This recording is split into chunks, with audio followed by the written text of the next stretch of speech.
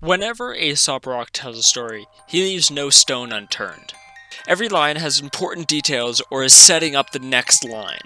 And after listening to Acid King by Aesop Rock, I wondered, how close is this to the real story?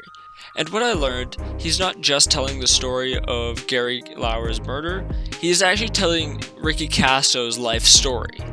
So I wanted to go through and figure out how accurate his retelling of Ricky Kasso's life story really is. So the way I will be comparing the song to the actual story is going through Ricky Kasso's Wikipedia page and creating a list of important points that would be needed to understand the full story. I'll then go through the song line by line and see if any of the important points come up. At the end, we'll go back through the list and see if he missed anything.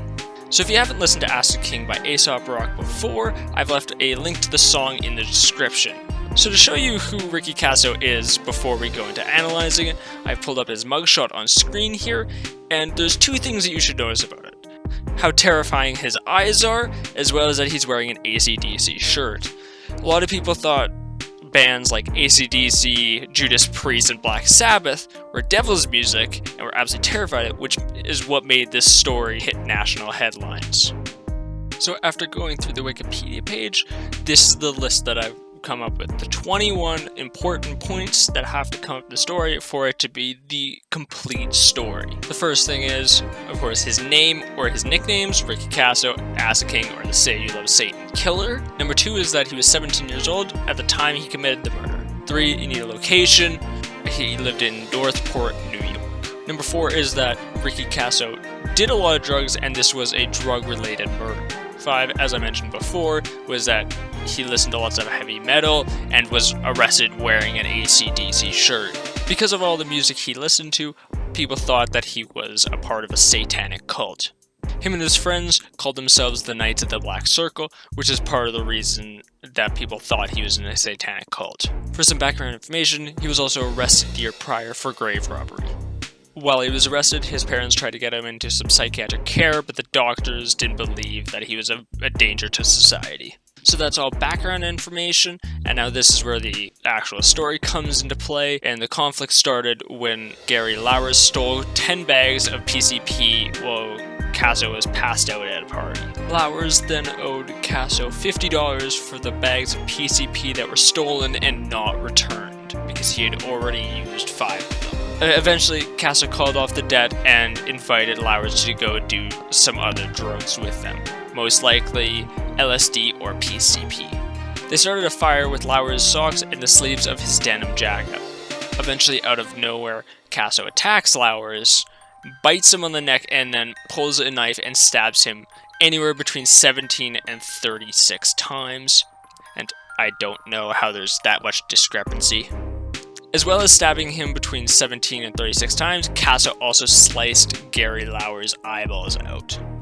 During the attack, Kasso kept repeating, "Say you love Satan, say you love Satan," to Lauwers, but Lauwers at no point did this, he only said that he loved his mother. After Kasso was arrested, he claimed that Satan manifested in the form of a black crow and gave him permission to commit this heinous crime. It was 2 weeks before the body was found, and that was mainly because Gary Lauwers was the type of kid that would disappear for weeks on end, so his parents actually never got too worried about it. Kasso committed suicide only 3 days after being arrested in his jail cell. The other 2 guys that were present during the murder were never convicted of any crimes because there was no evidence to prove that they took part in the murder. Now that we have our completed list, we can go through analyzing the song. In these first 2 lines, it introduces Kasso, it gives him his nickname, and mentions that he's part of Knights of the Black Circle, so that marks off points 1 and 7 in our list. Ricky Kasso was born in 1967, which is the same time that David Bowie released his debut album, and the crime was committed in 1984 in Northport, which gives us our time and place, and that's points 2 and 3 on our list. Ace just talks about a couple more things that happened in 1984 to give you some setting of the time. This is just reinforcing that Ricky Kasso was 17 at the time that everything happened, as well as starting to talk about how Ricky Kasso did drugs, maybe even starting in middle school. Just reinforcing the place once more as Suffolk County is in Northport, New York. In these 4 lines, it mentions a couple things about Kasso. Is that he has heavy metal records and grew up somewhere that was religious, as he had leather Bibles, as well as he flew with the Pentagram Pilots, which is another reference to people thinking that he was in a satanic cult. Just mentioning a couple of the bands that Kasso used to listen to: Black Sabbath and Judas Priest. Mentioning another one of Ricky Kasso's nicknames, as well as alluding more to how people thought he was in a satanic cult. This is just a little bit more backing up of how people were afraid of him because he listened to heavy metal music and was possibly in a satanic cult. And a brash curiosity opt for grave robbery to puff and pluck skulls at a cemetery property. Those 2 lines are going back to the fact that Ricky Kasso was arrested the year prior for grave robbing. After Kasso was arrested for grave robbing, he went to South Oaks Psychiatric Hospital, but the doctors didn't think he was a danger to society, so they couldn't take Lucifer out of their client. More mention of drugs, who cares? We're getting to the good part now. And this is the part of the song where Ace goes from describing background information to telling the description of the murder.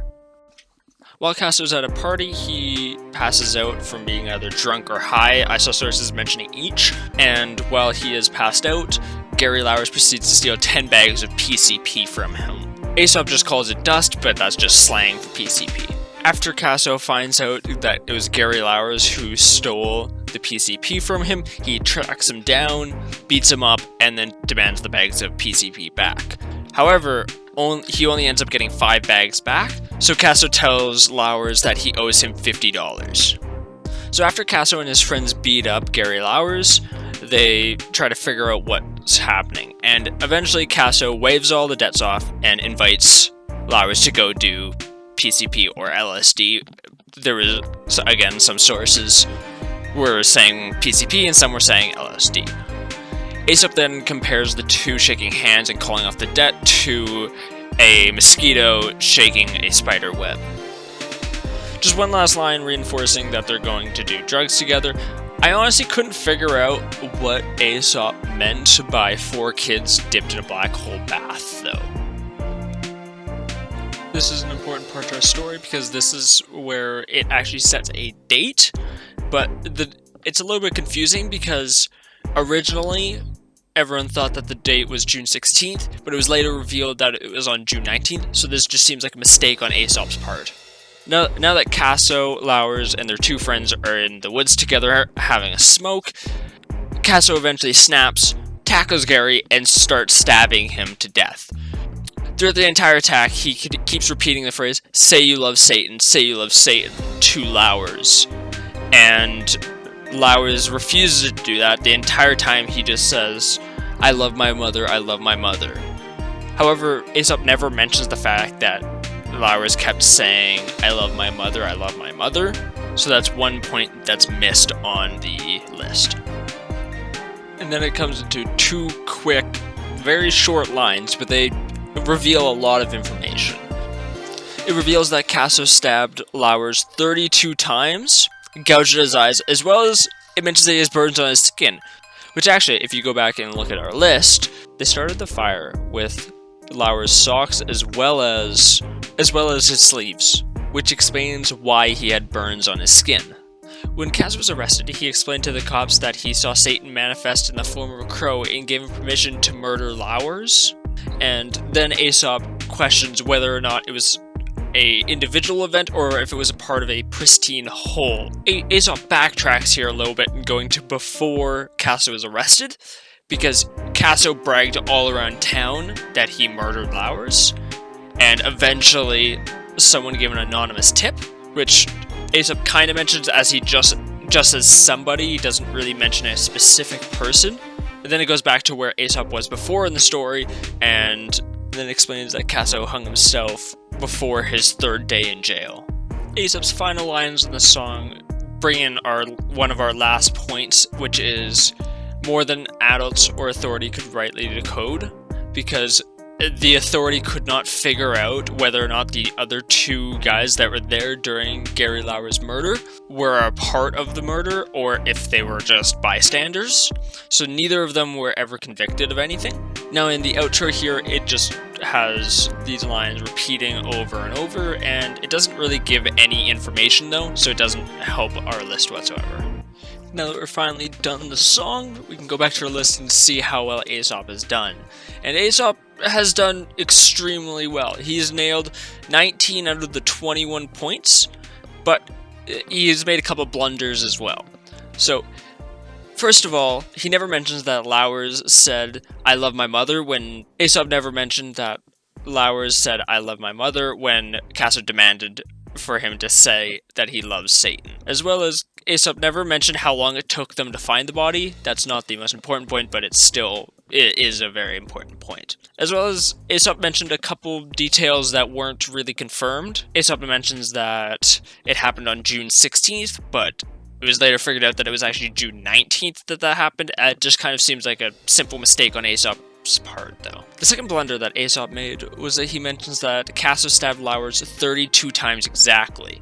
And I don't really know where he found that number specifically. I found anywhere from 17 to 36. So again, that's not the hugest mistake, but it just seems like an error, or he just chose a number in between 17 and 36. Thank you for watching the video, and I hope I get to making more.